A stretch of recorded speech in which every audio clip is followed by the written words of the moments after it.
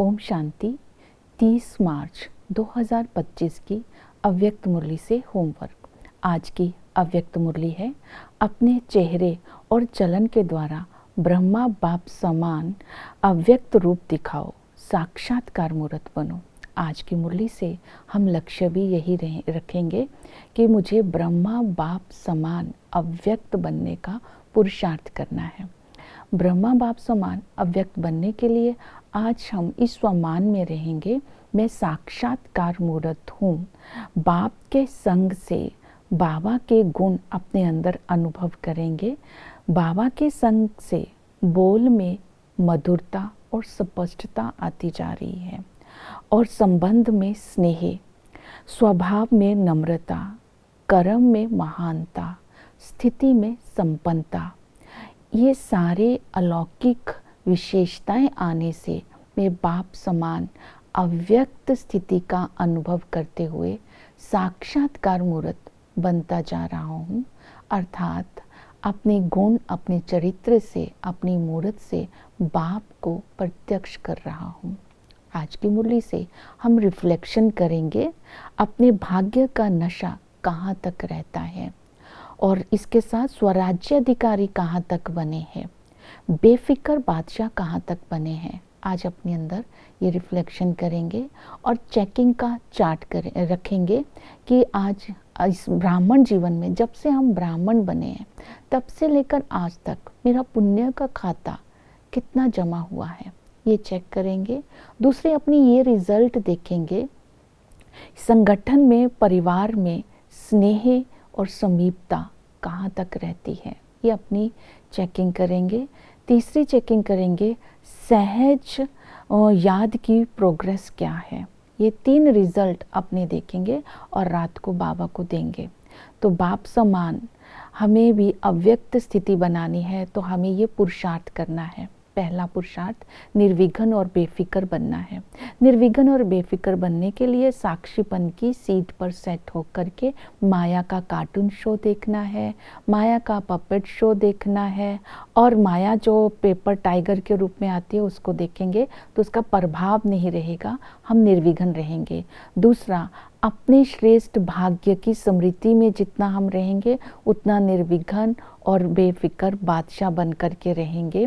और जो थोड़ी बहुत बातें आती हैं उनके हम अनुभवी, वो हमें अनुभव कराने के लिए आती हैं, तो उनके हम अनुभवी मूर्त बन करके समय, प्रकृति, माया को चैलेंज करेंगे कि हम कल्प कल्प के विजयी हैं। तो इस तरह हम माया जीत बनेंगे, निर्विघ्न बनेंगे और बेफिक्र बनेंगे, तब हम अपनी स्थिति को अव्यक्त बना सकते हैं। ब्रह्मा बाप समान अव्यक्त बनने के लिए हमें लक्ष्य की स्मृति को बुद्धि में रखना है। अपने को संपन्न बनाने का लक्ष्य हमारा सदा ही बुद्धि में रहे कि हमें बनना ही है, हमें संपन्न बनना ही है, हमें होना ही है बाप समान। तो इसके लिए बाबा ने स्मृति दिलाई, ड्रामा में सब कुछ फिक्स है लेकिन तुम्हें केवल इस संगम पर प्रैक्टिकल करना है। अगर लक्ष्य नहीं रखेंगे तो अलबेलापन आ जाएगा। इसलिए समय, ये समय है संपन्न बनने का। तो बाबा ने कहा समय रचना आपसे तेज ना हो जाए, तुम समय के भी रचता हो, इसलिए रचता बन करके अपनी उड़ती कला में रहना है और सदा ही अपने को चेहरे और चलन के द्वारा बाप को प्रत्यक्ष करना है, ये लक्ष्य रखना है। तो ये लक्ष्य की स्मृति बार बार इमर्ज रूप में रहेगी तो हमारी स्थिति अव्यक्त रहेगी।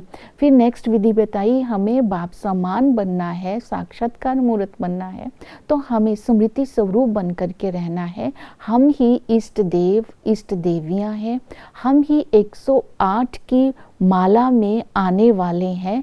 तो उनका चेहरे और चलन में ये 3 बातें दिखाई देंगी, ज्ञान का नशा, ज्ञान, नशा और निश्चय, ये तीनों बातें उनके चेहरे और चलन से दिखाई देंगे।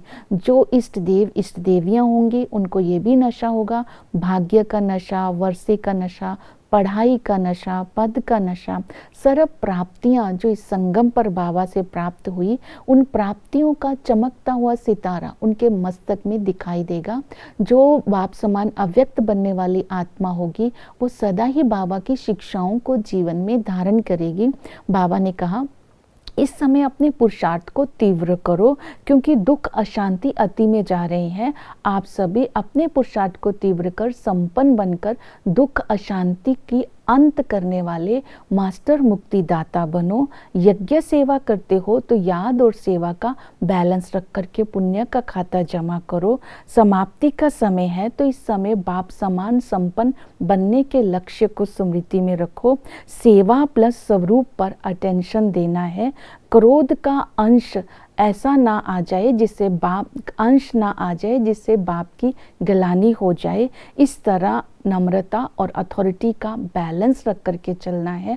तो ये शिक्षाएं हमने बुद्धि में रखनी है और इस समय इस नशे में रहना है कि मैं श्रेष्ठ भाग्यवान आत्मा हूँ। इस समय दिव्य जन्म हमारा भाग्य विधाता के द्वारा हुआ है। हमें भाग्यवान जीवन मिला है। हम सर्व खजानों के मालिक बने हैं। हम ब्राह्मणों के लिए ही गायन है, अप्राप्त नहीं कोई वस्तु ब्राह्मणों के खजाने में। दूसरा, हमें 3 संबंधों से जो हमें बाबा से संबंधों से प्राप्ति हुई उनको भी बुद्धि में रखेंगे तो हमारी स्थिति सदा ही अव्यक्त रहेगी। जैसे कि बाप के संबंध से सर्व खजानों के हम मालिक बनते हैं। हम खजानों के मालिक सो बालिक हैं। इस नशे में रहना है। टीचर से हमें पढ़ाई पढ़ाते हैं जिससे हमें भविष्य का राज्याधिकारी बनते हैं। और जो इस दुनिया में सबसे श्रेष्ठ पद है, सबसे पहले संगम पर हम स्वराज्य अधिकारी पद की प्राप्ति करते हैं और भविष्य में राज्य पद के अधिकारी बन जाते हैं। ये पढ़ाई केवल एक जन्म के लिए नहीं है, ये पढ़ाई अनेक जन्मों के लिए जो इस संगम पर हम पढ़ते हैं। तो इस पढ़ाई से जो राज्य मिलता है वो अटल अखंड राज्य मिलता है। तो इस तरह सतगुरु से हमें वरदान मिलते हैं। तो बाप, शिक्षक, सतगुरु के संबंध से जो प्राप्ति होती है उसके नशे में रहेंगे तब भी हमारी स्थिति अलौकिक रहेगी और हम अपने चेहरे और चलन के द्वारा बाप का साक्षात्कार करा सकेंगे। शांति।